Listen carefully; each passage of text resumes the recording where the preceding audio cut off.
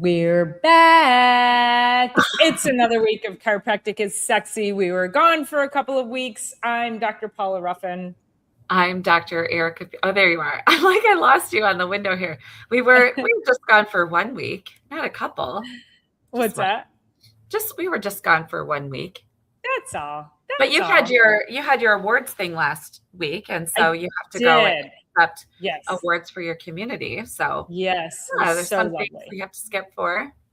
Yeah, it was great. We got a $20,000 grant from Oakland County, which is amazing. We were not expecting that. So while we did not bring home any awards that we had applied for, hey, $20,000 that you didn't expect, that's pretty darn good too. So that'll be a nice little infusion into our economic development here. So so we had that. And then Dr. Erica and I went on a girls' weekend. So it was full. It was so full.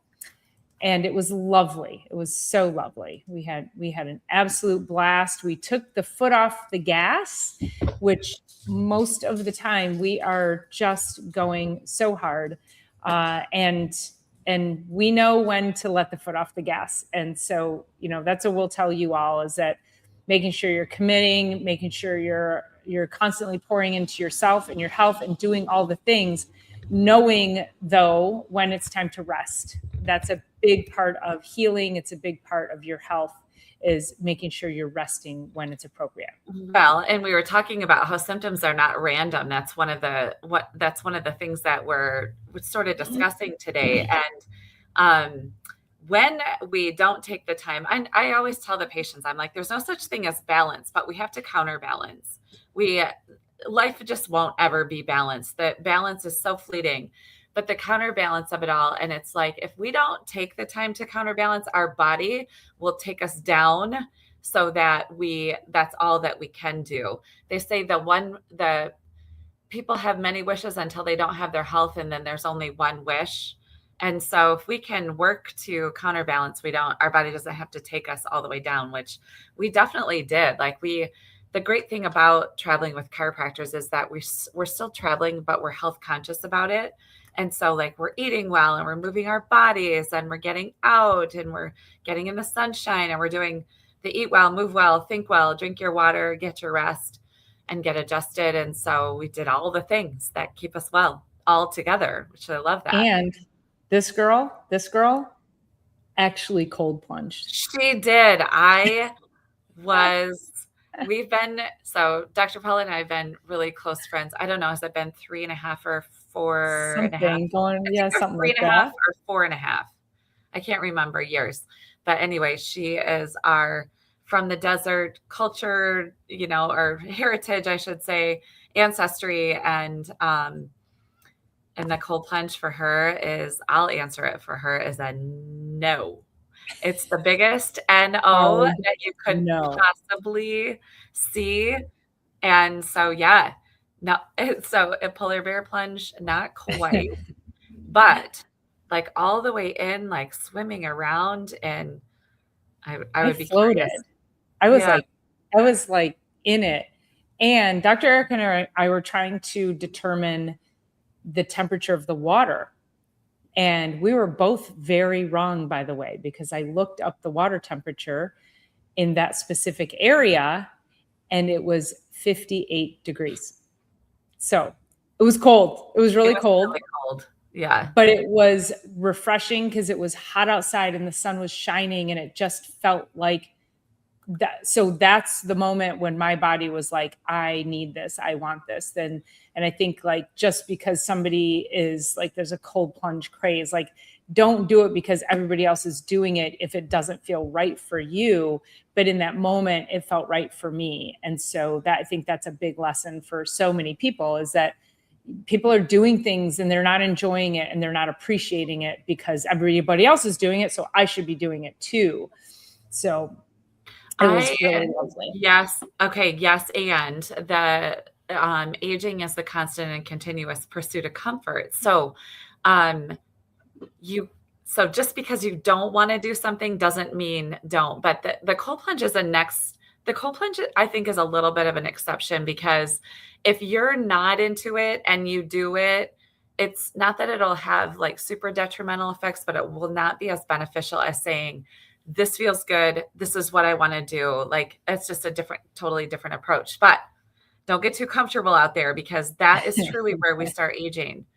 It is. It's like Exactly. we have to do something every day to take us outside of our comfort zone. So, And I love heat and sauna, which is also very beneficial for the human body. So again, doing something that's uncomfortable, it doesn't have to be, again, the one specific thing that everybody's on the bandwagon for. So I think that's the whole thing, is, are you avoiding all of the things that make you uncomfortable? Does a walk make you uncomfortable? And if a walk makes you uncomfortable, you should go walk. Yeah. I would just say that. Go walk But more, I think like as we get into today's episode, it's these are therapies that we're actually taught, which aren't really therapies. They're part of our lifestyle for me and Dr. Erica. And what, we've had this conversation before about symptoms being signals and what is your body telling you. And I just don't think that we can have this conversation enough, because too many people are ignoring the signals. And so this might be a repeat from a couple of weeks ago, but we're going to take a little bit of a different angle and dive a little bit deeper into what are these small little things that you just may not be paying attention to, or you're just sloughing them off and you're not realizing your body is screaming for help.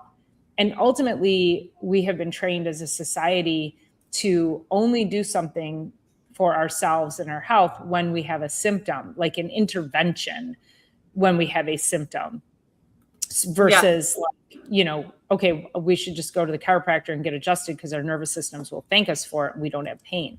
Yeah. So there's a lot of things that we should be doing before we actually get pain. Pain is your trigger. Pain is that last end signal for you to go do something about it. So Silly Lily says, please do not dive into glacial fed lakes. Okay, so I have a little story about this, and I totally agree, because I jumped off. So it was June, years ago, maybe like 9 or 10 years ago. I jumped off a boat in Lake Michigan, but I jumped off like from the boat and dove into the water. And I do this regularly, but usually in the Great Lakes, I run off of the beach or like walk into the water. I don't. Oh, we lost her. Yep, she froze up. Yeah. Oh, there she is. Yeah. Okay. Oh, yeah. So I jumped off of the boat and I like immediately went, but I was underwater, and I'm like, this is exactly how that happens, because it was super shocking. So thank you for bringing that up. And I had a similar event in Shasta, and I was hiking with my cousin, not realizing. What's that? We lost your sound. Okay. Me? And we had finished a hike, and it was hot and the sun was shining, and people were jumping off of this little cliff into this little pool from a waterfall. It looked amazing. And so I jumped, and it was about 10 feet. And I jumped in. The water was so cold. I had no idea how cold the water was. It was not glacial, but snow fed. And it was so cold that I came up and I went like the biggest gasp. I almost couldn't breathe. It was so cold and took me back so much. My cousin said to me when I came up, she said, "You scared the hell out of me." She said, "Your face when you came up out of the water and took a breath, I thought I was going to have to jump in and save you." And I was like, yeah, that was crazy. And I don't ever need to do that again. So test the water at least.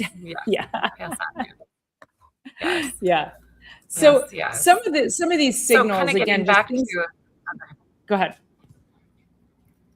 Oh, I was going to say, just getting back to, we were talking about symptoms and that they're not random and that our body's speaking to us, right? So we talk a lot about if our check engine light came on in our car, we wouldn't do very much more before we would go to get it managed. And I know we had mentioned that a little while ago. And also with our body. Same. It's the same Well, thing. and yesterday like I had a, wait, do we have a delay? You must have a delay. Go ahead. Yeah, Okay. there is a delay. Erica, if you can jump off, jump back on, it should sync back up. Okay. Okay. So yesterday I got in my car and I went to the gym. And the first thing I noticed as I got to the first stop sign in my subdivision was that my brake was grinding and it sounded like my right front brake. And I thought, oh my goodness, awesome. Welcome back. And I thought, oh my gosh, my brakes. So yesterday my brakes started grinding and, I'm like, oh my God, I don't want to have to get new brakes. So I go to the gym and I went over to the auto shop afterwards and I got a quote of $650 from 2 different shops to redo my front brakes because then they want to redo your rotors as well. So my daughter says, no, I can get my friend to do it because he's a shop guy. I was like, okay. So it was $80 for the brakes. And he came over and they took my car and fixed my brakes. Well, here's the lesson is that my brakes were grinding. I didn't turn up the music so I wouldn't hear them. We don't do that. I immediately went and tried to figure out what the problem was and I got it resolved. But yeah, you don't, we do put the tape over the check engine light. Do you just turn the music up so you don't hear things? Do you just pull a little harder on the wheel when it needs a front end alignment because you're like, oh, it's fine? Our bodies are no different. In fact, we pay more attention to our vehicles than we do to our bodies. And we have far more, we allow our bodies to do far more before we do anything about it. And I think that's what we have to shift. Yeah, no, I was thinking about this patient was just in and she said, and she comes about every 2 to 3 weeks and she's been here for, I don't even know when her first visit was, a long time ago. And she said, yesterday I got a headache and she's like, I just knew I should be in. Let's see, her visit was 2015, so she's been here a long time. She said, I just knew I had to come in today. And I'm like, I actually wish you would have come at the 3-week mark instead of the 4-week mark, because at the 3-week mark is where things really start. I mean, I love every week or every other is a lot better, but no less than 3 weeks, because I'm like, instead of taking what seems to be a harmless dose of ibuprofen is not harmless. And it's like, if she would have just come Monday or she would have just made a plan, could we have avoided that 1 dose of ibuprofen? Now it's not a lethal dose of ibuprofen, but it's jeopardizing the system every single time we do it, really every single time. And it's just the buildup actually take your organs down. So let's just work towards listening to the body and then knowing that let's keep something going so that we eat well, move well, think well, drink your water, get your rest, get adjusted, like keep that going, keep those things going on no matter what, and find a plan that keeps you ahead of it all. Yeah. And I think it's also understanding what some signals are. One of the things that many people don't know, which I'm quick to point out, is I have so many patients, a lot of them younger, and they have the, I'll just call them chicken bumps, because that's what most people call them, on the backs of their arms. Do you have that? Not you, Dr. Erica, but people listening. Do you have chicken bumps on the back of your arms? That is food allergy. That is food sensitivity. Your body doesn't like something, and it's coming out in skin form. Eczema, psoriasis, all of those skin conditions, your body is trying to detoxify something that it does not like. That is a massive signal. But what do we do? Even like acne on the face, what do? We put something on our skin or we ignore it. And it's not coming from the skin. It's not coming from the outside. It's coming from the inside. It is also coming from a disrupted gut. It's Teomimo says a sign of parasites, which it could be. It's not always, but there is so much involved when we start to see things on the outside of the body, rashes, hives. Erica, I'm sure you also see people, they come in and they have this redness on their neck, which is different from rosacea on the cheeks, but they think it's just normal. That's just how I am. It's not how you are. Your body is struggling. It's a signal. But I don't think enough people talk about this, so they don't see it as a problem. But if they have rosacea and they're like, I'm tired of this rosacea, then they go and the doctor gives them a topical treatment. It's not coming from the outer surface. It's coming from the inside trying to express its way out. Right. And I mean, our skin in particular is such a loudspeaker of what's going on. Also, our hair too, and our nails, like those kinds of sort of, you know, I just want to call it like accessory, not that it's accessory stuff, but when we think about hair, skin, and nails, it can be a real loudspeaker of what is going on the inside. And so especially the skin in particular is a loud speaker for the digestive system. And when things are not moving through the digestive system very well, then they'll be expressed out through the skin. And it's like, you know, I have a lot of infants in my practice, and it's like, once they have like the skin, like the baby acne is sort of will come in a wave as the body's trying to figure out how to deal with the world, but then it goes away. And if it doesn't go away, it's just kind of like a part of the rhythm. If it doesn't go away and gets worse and worse, then it's like, this is just your body is trying to excrete things out, and it's coming through the skin, and it's yet another response to our life and lifestyle, and all the things, right? So it's always everything. The body keeps scoring, it always wins, always. So, and this is a good comment. Lily says, they say that the skin is a good indicator of your health status, and we can see that. One of the things that we evaluate, probably unbeknownst to the patient, I think it's not we don't particularly ask questions about it, but we notice what someone's skin looks like. So we will notice dark circles under the eyes. We will notice wrinkling in certain parts of the face, or saggy skin, or does the skin look bright and resilient, or does it look sunken and drawn out? Are you pale or yellow? So we are looking at your skin as an indicator of, are there some hidden metabolic things that are here as well? And you live with that face every day. So you may not notice that you have, I've always had bags under my eyes. Didn't realize it was a problem.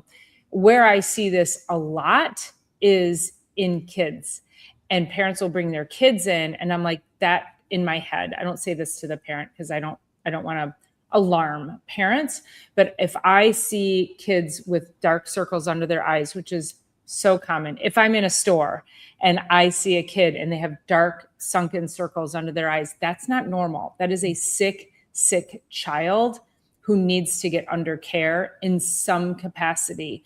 Chiropractic, there needs to be nutritional intervention. That kid, I guarantee you, is chronically sick, potentially on an inhaler. Like, this is a sick child, and this is a common occurrence. So we look at the face, at the skin, how bright is it, or how deep and dark is it? So the eyes too. So just so you know, if you are out anywhere and the two of us are out, we are judging you. We are evaluating your health by how you're walking, how you're moving, what your skin is doing, what your hair is doing, what your wrinkles are doing. Like, actually, we're not judging you, but there is a lot to be observed. And one of the major things that I notice in my chiropractic office from adjusting is light in the eyes return. Mm-hmm. And it's so subtle, but when you do this work for as long as we've been doing it, the light in the eyes, you know, when you're looking at your child and they're dealing with something in their immune system, that their eyes are heavy, their whites aren't bright, their irises are dull, their pupils are hidden. But when people start getting adjusted and start taking care of their nervous system and getting that vagal tone back on board, getting into parasympathetics, heal, rest, digest, all of that, Our eyes are a direct extension of our brain, and our brain is the nervous system that we're working with, that we talk about week in and week out. So I say, and I say this a lot actually, like, I see the light returning to your eyes. Do you feel that? And they always say yes, because it's just it's yet another loudspeaker. It's like taking your music and plugging it into the speaker, and you've got a great song or not, it's going to be magnified. And so that's what happens with certain parts of our body. So one of my cousins had a baby shower a couple weeks ago, and they're all tall, my height or taller, and blonde. And one of them turned to me and she's like, "Is that all your hair? That's all yours?" And I said, "Yeah, I do not do extensions." And they're like, "How at your age is your blonde hair the as healthy as it is?" Well, I don't overprocess, for one, but also in my late fourth decade of life, for my hair to be as healthy as it is. And for Dr. Paula, same thing. Her hair is healthy, healthy, healthy. And she's in, it has as almost 10 years. Well, you 29. have years on me. Yeah. I'm But she's doing the 29. sixth decade. What? I know. And it's like, it's just a direct reflection of the health being tended to on a daily, slow basis. Like, it's just constant and continuous. Well, and one of the biggest things that you can do besides chiropractic in order to help improve your health and well-being is make sure you hit the thumbs up button and like and subscribe. That is number one. That is number one key to longevity.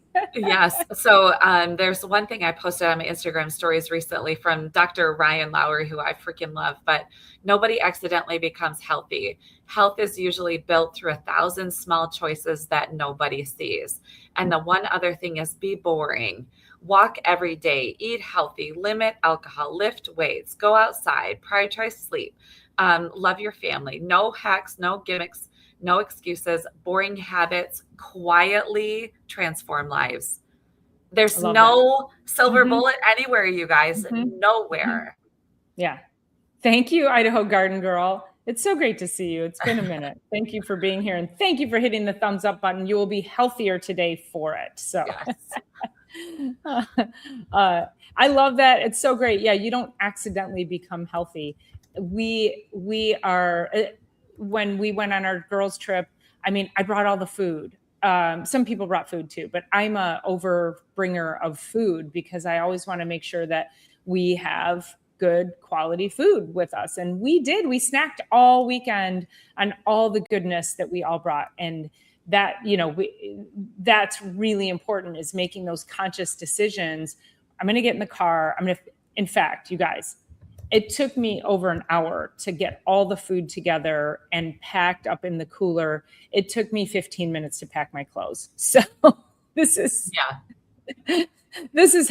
how I roll. I gotta make sure I have enough of the.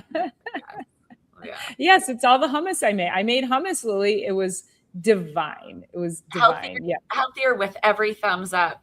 Exactly. There you go. And Kaizen. This is one of my favorite saying. So Kaizen is the constant and continuous improvement in your life. So one step, constant and continuous forward movement. And it's really a beautiful, it's just the word alone. To me, all I have to do is think Kaizen, and it just will help keep you on that track. Love it. Yeah.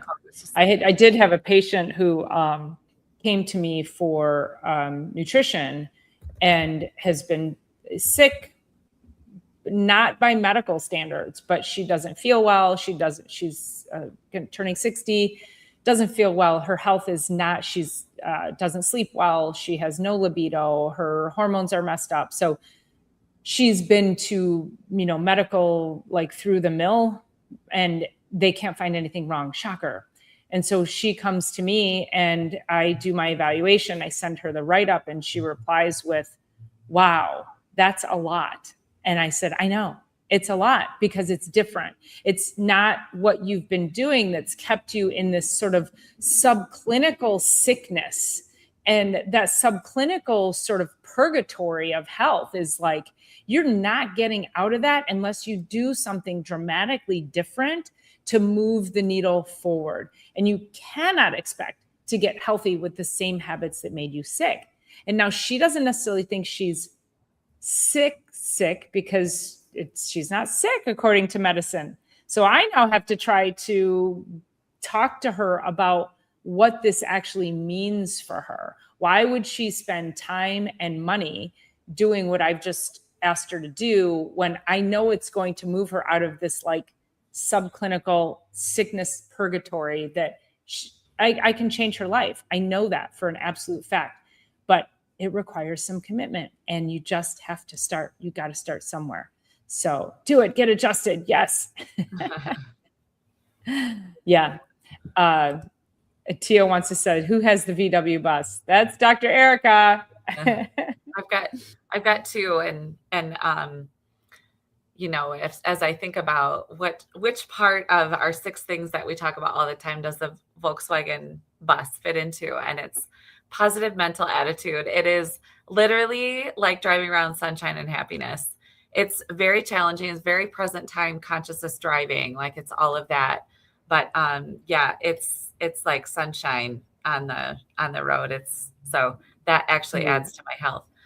So we had so much fun. It was a lot of fun. Tio, you must be following us on Instagram or something. Because we haven't really posted. I don't think we've posted anything on YouTube, but yeah. But yeah, it was fun. And I think too, you know, we've talked about this many, many times, is joy and happiness and connection and friendships. And that is everything we experienced this weekend. And 2 of the people who were with us on this weekend, I had never met in person, you guys. But that is how connection works, is that when you're with the right people and you're intentional about your time and who you spend it with and how you want to spend it, you just attract the right people. And we felt like we've all known each other forever. It really, truly was a blessing of a weekend. So even if we ate like complete shit, which we wouldn't have done, we still had joy, connection, happiness, ease. It was just fueled by all of the things that we always talk about. Yeah, no, it's great. It's really great. I was thinking about, so I just started a new patient this morning, and she's been a therapist for a really long time, and she is sitting long hours. So there's that. So musculoskeletally, she has patterns in her system and in her spine and in her body that's integrated, and over repeat time. What have we got here? Doctors keep telling me I'm ultra healthy. Yeah. Oh, sorry, so anyway, when she got off the table after, first she was nervous about getting adjusted, even though she's known about my work for years and years and years. She got off the table and she's like, I was talking to her about the vagal tone and of the body and all the things and how it helps so much. And she's like, I feel after her first day, I feel like I am like clearer seeing. And so anyway, it's just, we see and hear these things all day long and just kind of take them for granted because the body is self-healing, self-regulating, just self-healing organism. We just have to allow it to do what it needs to do. I also talk about the adjustment as the control alt delete of the body, and that if we can reset that regularly, we start to be able to move through and process a lot of the stored tension in our tissues. So yeah, it helps it all. Yeah. So everything that is going on in your body, again, just things that we talked about a couple of weeks ago when we had this similar conversation, is pay attention to it. Redness on your face is not normal. Rashing on your neck, even though that's how it's been all the time. Ask yourself, oh, I've always been like that. I have a patient who comes in and he has Raynaud's and he's a cyclist. He's a high level athlete. He's 60 something, very intense about his training. And I he always takes his shirt off because I want to see his skin. And I will ask him, I'm like, you're inflamed. So he's very fit, but I look at his skin because he will have this sort of like blotchy redness. And then he's like, oh, I put lotion on today, or I didn't put lotion on today. It's the lotion. I'm like, it's not the lotion. I'm looking at what is coming outside from the inside. I know you have autoimmune inflammation, and he eats super healthy, but like, we can eat super healthy. And as much as I love hummus, I've had patients who are allergic to chickpeas and sesame. So the healthy things also can affect us. And that's where we have to, people are like, I have a clean diet. How could I be allergic to something? Well, it still could be something in your clean diet, and it's gut, and we have to repair the gut. So there's a lot of different things that we have to pay attention to and stop making excuses about why they're there, because then we just keep going further upstream. Why is it here? Okay, then why is that here? And just keep asking the why question to get you to the root cause question. Patients come in and they say, oh, I just have a normal headache. Right?